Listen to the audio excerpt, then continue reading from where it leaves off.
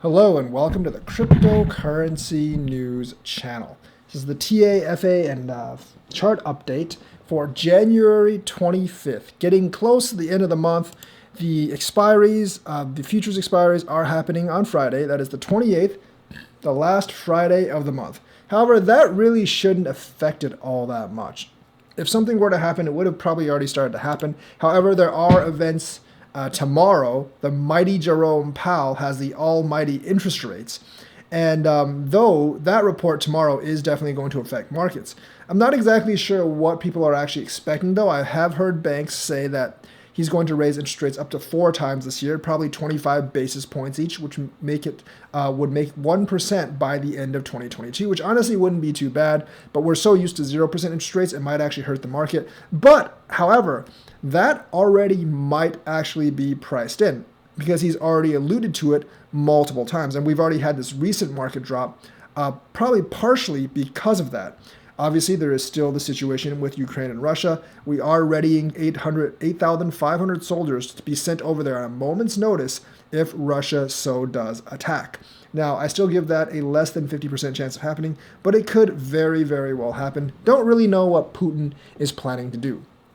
But Jerome Powell's conference tomorrow, if he actually raises interest rates, I think if he plans to raise by more than 100 basis points by the end of the year, we will drop. If he probably raises it by maybe 50 or less, we will probably rise. It doesn't really depend on whether he's going to raise it or not. It really depends on how much he's going to raise it and what that compares to people's expectations.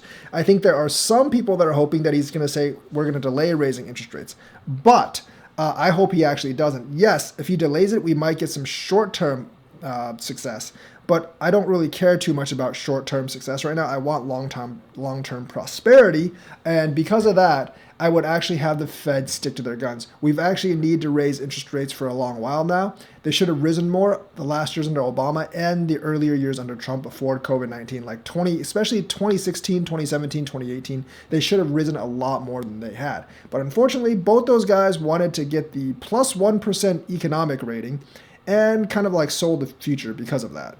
So that unfortunately basically leads us to the situation now where we have COVID, but we also have really low interest rates. And because we have really low interest rates, inflation has kind of run amok with the stimulus packages. And of course, the Fed has already started completely tapering back, which means they're not buying any more stocks or bonds. Good for them. But they do need to raise the interest rates to tighten the money supply. That will probably result in a little bit of pain, but temporary pain is better than basically keeping the interest rates at zero, because the longer we kick the can down the road, the more painful it will be. We've kicked it down for 6 years. We don't really need to kick it down anymore. Too bad for Biden. He is going to actually have to take the consequences of the last 6 years of bad economic policy.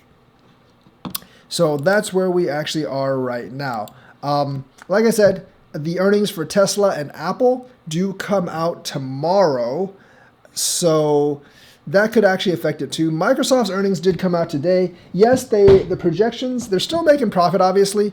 The projections are down from last year, but last year they did actually release an Xbox, so people don't really expect them to actually be as good this year, but they're still making plenty of profit, so it was okay. It was in line with expectations, so it didn't affect the market too much. The stock market had very, very much wild swings today. If you look at CNBC, we started down 200-300 points. We ended up only negative 48. We did actually crawl up positive, and crypto kind of reflects that. We are kind of where we were yesterday, a couple hundred points higher. I think crypto overall is a little bit stronger than the stock market right now. I don't think it's as bothered by these things. And inflation, I don't think bothers crypto quite as much as the stock market and other markets, although it will bother crypto. So what we have right now is basically, if you look at the last 5 days, obviously we're still down, but we're actually looking at almost a positive pattern for the last 5 days. Definitely for the last 2, we have a positive pattern from here to here. But overall, we're still down. We might be depending what happens in the Fed, as the Fed announcements tomorrow, we might actually have a small little run up towards the end of the week. But, we don't really know what Jerome Powell is going to say. So therefore, we can't really depend on any kind of large run up. or anything. And if you look at the monthly graph, we are still way, way down. I mean, the thing is, we have to get back up at least up to like this point or so, 44,500, before I can say like we could actually have a bull market, and then definitely like 48 or 50,000 to be sure, to more confirm the bull market. So we're still 14,000 away from confirming any kind of bullish market. So I would definitely hold back on that. We could actually be dropping for we could actually be in a trough or dropping for a couple more months. But it really depends on the geopolitical situation and what Jerome Powell actually does in the following months. The retail interest is definitely not there right now. It's really big institutions shuffling around. Retail's basically exited late last year, and they haven't come back yet. You can see there was some extra volume the last couple of days, but that's because people were actually dumping. The long-term holders are still accumulating. They're not dumping. The long-term accumulators are definitely holding. They're not like dumping, and they're buying more. But overall retail interest is pretty much non-existent for the market right now. Volumes are still very, very low compared to last year.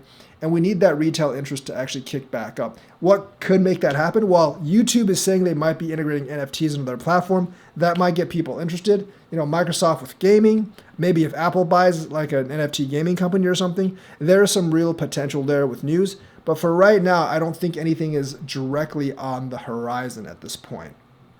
So definitely like Jerome Powell's statement tomorrow definitely can have an effect. And of course, there's a situation with Russia and Crimea. If that clears up and we get like a temporary hold on the interest rates, which I hope we don't, we could actually come back up faster than we think. But that just kind of basically kicks our economic problem down the road a little bit over for the entire economy.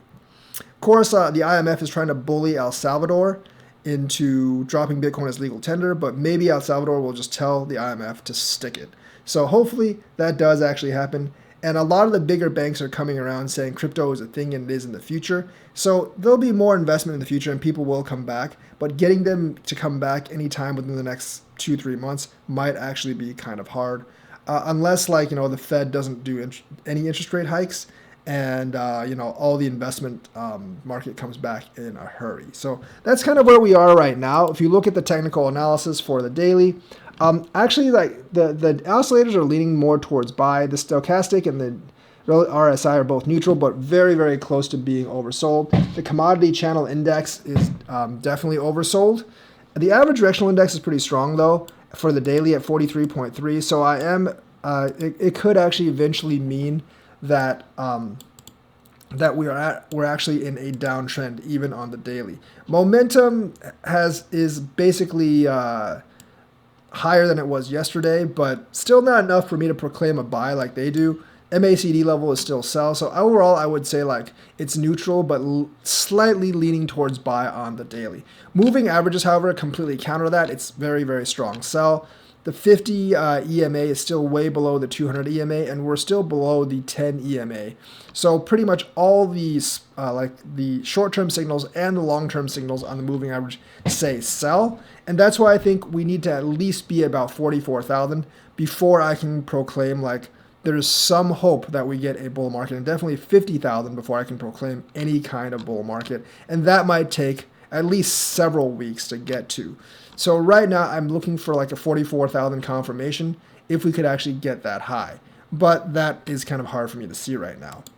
On the 1 week, pretty much the same. The moving averages, like you're down, basically all the way down to the 100, you're looking at sells. And obviously like the 50 week is definitely on a sell right now. And even like the, nothing's really even that close to being a buy.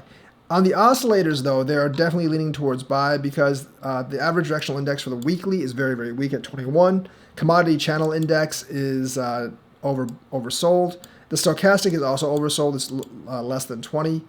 Momentum is kind of going back towards buy, but the MACD level is still sell. So right now, there's more for the oscillators. The signals kind of point to buy, whereas the moving averages, they still point to sell. Right now, unless you really want to take a gamble on what Powell says tomorrow, which I personally don't, you can make yourself you can actually make yourself dependent on that. I personally think he's probably going to say what people actually expect. I hope he doesn't make any big movements, but I do think he should stay the course and raise interest rates a couple times this year, 25 basis points each, and that's what I expect him to do. So I do expect the market to kind of like stay down for a while. However, if he says the Fed's delaying interest rates, it could go up pretty fast. If you want to bet on that, be my guest. I'm not going to. So on the monthly, obviously nothing changed since yesterday. On the oscillators, everything's pretty much neutral. The momentum is actually at a sell right now because we've been kind of like down in the pits for a couple of months, and so is the MACD level. The moving averages, I only really look at the 10 months because like after 20, you get into 2 years too much. So 10 months is still screaming like sell. Once again, it does depend a lot like on Russia and what Jerome Powell actually says over the next few months. I don't expect him to move the markets all that much. Could be wrong, but right now we're looking at least 1 or 2 more months of like stagnation or probably bear market, unless Powell says something amazing or we get really amazing earnings reports for Tesla and Apple. So that's the news for today. Let me know what you think. Like and subscribe. Hit that bell notifications button. Thank you and have a nice day.